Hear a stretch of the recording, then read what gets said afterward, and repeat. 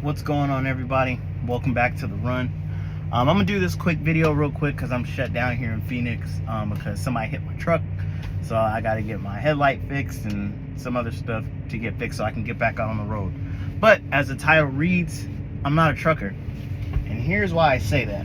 So at one point I thought I was a trucker, right? I thought I was gonna be good in the game. I thought I was gonna be the next trucking millionaire. You know, I was watching all the podcasts and stuff, and the reason why is because I came from a situation, you know, and I didn't like the outcome, right? So back home, I didn't know what to do, but I kept seeing ads for Swift, and you know, you could start driving and at this time and this time, whatever. So I applied. And this is going to be kind of like a two-tone type of video. So it's going to, you know, I'm telling you why I'm not a trucker, and maybe this is why you're not a trucker as well, but also this is how to make your lifestyle good. So I applied. One thing I didn't do, and this is the first thing that you should do if you're going to get into this game, is let your significant other know what your plan is.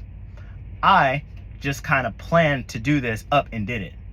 So it just was, to my partner, it was just like, what the fuck? Like, okay. Like, I guess, right? So that kind of makes it harder when you're out on the road, because it's just kind of like, you kind of like let the air out of the balloon without any explanation or stuff like that. So anyway, I got into trucking because I didn't know what else to do. I'm really not, I mean, I was a helicopter mechanic in the military, but I'm really not into being a mechanic right now. I'm going through that whole process and all that stuff. So I didn't really know what else to do. So I got into trucking. So then when I went to the school, got out with my mentor, did my mentor thing, I started, you know, you're spending 7, 8, 9, 10 hours in this truck by yourself, right?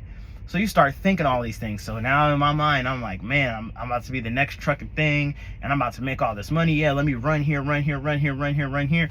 And that's not at all how it was. That's not how at all. That's not how I wanted my life, right? So saying all this stuff sounded good, but it's like, man, look what it costs to buy a used truck right now, and you gotta spend like $500 on to get, or more, to get your MC number and all this stuff like that. And I just started thinking. So then I started talking to my dad. My dad is a trucker. He's a trucker in the Army. He's a trucker out of the Army. And he was just like, yeah, get you a truck. Yeah, get this, get that, get this money. And that's where I started screwing up. It's because I just started getting focused on the money. Truckers now aren't the same as they were in the 60s, 70s. They're not looked at the same. You know, truckers in the 70s and 80s and the 60s or whatever, these were like, you are moving America. Like, these guys are at home, they're away from their families for weeks, months at a time. They're making sure everybody gets their goods, and then you're welcome back home with open arms, and the kids are running around, the wife's happy to see you, and you know, stuff like that. It's not like that anymore. Now a lot of these truck drivers out here are really driving for minimum wage. And some people are just driving because they have nowhere else to go. There's a guy that I met in Jurupa Valley who gave up his apartment, sold his car and whatever, and he just gonna live in his truck and make his money. And that could work for you. He's an older gentleman, but that could work for you. But that's not me. I like driving, don't get me wrong.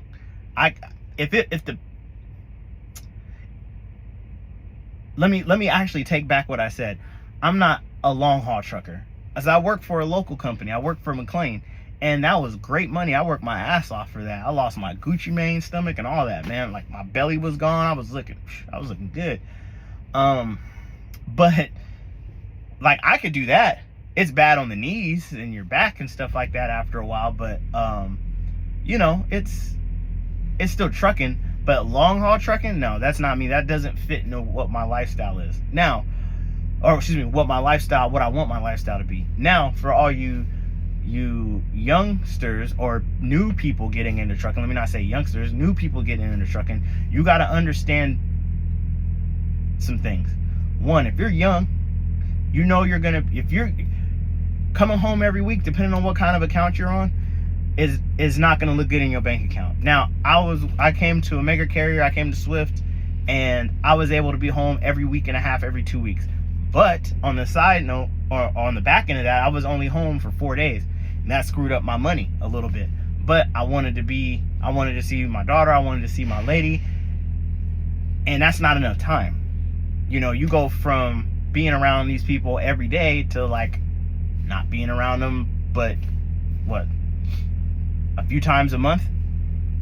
That's not gonna work. So understand that if you have a busy social life and a buzzing social life, you're gonna have to give that up for a little while. Have a plan, have a goal. When you come to these mega carriers, you're probably gonna owe them for the training.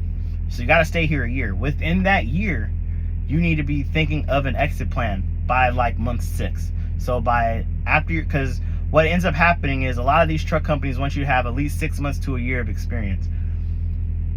At 6 months, you're gonna start applying.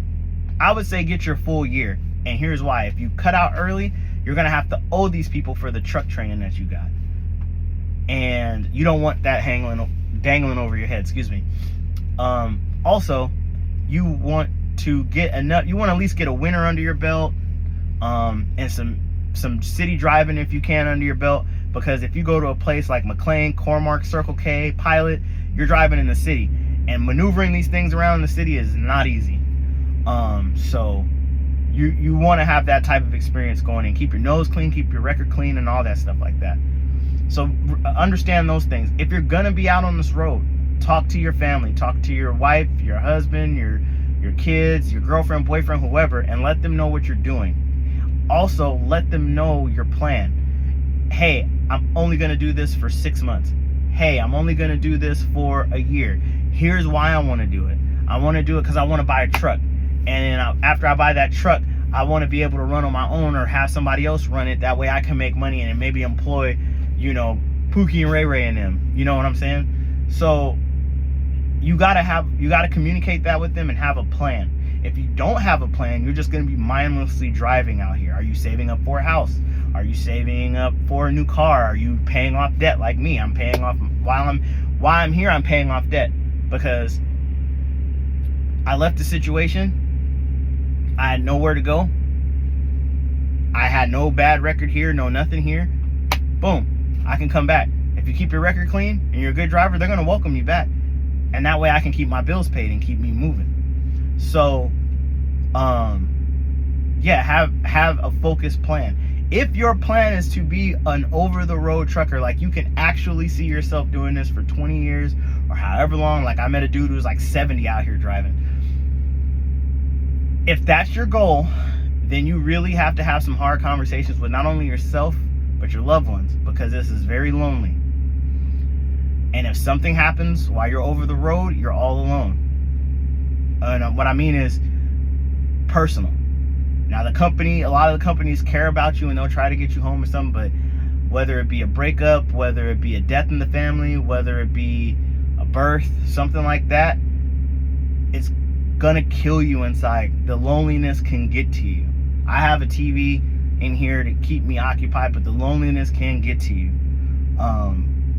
And it's not fun. So understand that it's gonna be a lonely career. Unless you want to get something local and you're home every night, it's over the road life. That's why they don't pay as much, because they know that this is a start for everybody. Don't be afraid to walk away from the company neither. Once you hit your mark or you feel this isn't for you. I just left my terminal in Jurupa Valley and they got 15 new people. Every Monday, 15, 10, 20 new people. Why? Because probably that much or more left the company within that week. You're just a number. You're just a cog in a wheel at the end of the day. So don't be afraid to walk away. Don't be afraid to say, okay, I hit my goal, I made my money, and I'm good. Because the promises that you make to people, especially your loved ones, they're going to want you to keep it because they don't see the money that you're making. they're not always going to look at that. They're going to look at the time that you're gone. It's kind of like that saying that nobody knows the good things you do, but they notice that one bad thing that you do. Nobody notices the good things that you're doing out here on the road, but the time that you missed that birthday, the time that you missed that anniversary, the time that you missed that whatever, they're going to remember that, and that's going to haunt you. They may not haunt you about it, but it's going to haunt your memory, and it's not going to be good.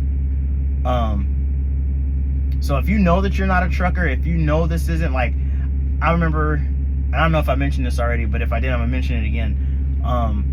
Talking to my dad, and my dad's a truck driver, and he was like, yeah, go out here and make this money, go out here and do this, you can buy you a truck, and I'm thinking I'm about to be the next trucking, whatever. And he kind of influenced that because he's excited for me because I'm doing something that he loved. But then my mom had to come to me and tell me, like, that's not your path. You're not a trucker. He's the trucker. You're not the trucker. Like, I get why you're doing it, but this is not you, And, I don't listen to my mom all the time, but I listened to her this time, or that time, and she's right. This isn't my path. This is his path. And I get why I could talk to him about stuff that I can't talk to my mom about. I could talk to him about stuff that's going on with this truck or stuff on the road and and he gets it, and we communicate. My partner at the time, like, I could talk to her, and I talked to her so much about it, like, she's starting to, like, get mad at when I'm not getting loads and doing stuff like that for me, so, like, with me, and it's like that communication. So it almost gives you like this false sense of like security. But anyway, I was trying to kill this mosquito. But anyway, if you're going to be out here on this road, to kind of summarize and wrap this all up, because the sun's going down and I got to go find this other truck because, they're going to keep my truck for a while. If you know in your heart that you're not a truck driver, and actually, there's been a meme going around like, if all else fails, get your Class A or something like that. I've seen that before. If you know you're not a trucker, but you need something to get you some financial security real quick, this is not a bad job to do. It's just, you have to make it make sense for you. And it stopped making sense for me until I got a local job. And I swear to you, if that job hadn't have went to crap on me the way that it did, or all of us the way that it did, I'd probably still be there today. But yeah, know what you're getting into. Don't let anybody else fool you and tell you, this is the best thing since sliced bread, because it's good, but it's not. Don't let them mess with you about the pay. You can make up to 15. If they say anything up to, I don't know how you're gonna do it. The freight's kind of crap right now, so there's been 3 days consecutively that I've just been sitting here, and you get paid, but it's not much, but you get paid. So understand that the money that you're gonna make, understand how long you have to be gone. My situation's a little different. I can stay home a little longer sometimes, but for you, it may not be like that. So if you're not a trucker like me, take it for what it's worth. Take it as it's a job and do your thing and move on. Just remember, communication is key. Communicating with your family, your friends, your loved ones about what you're going to do. Having that support is key. Having that support is key.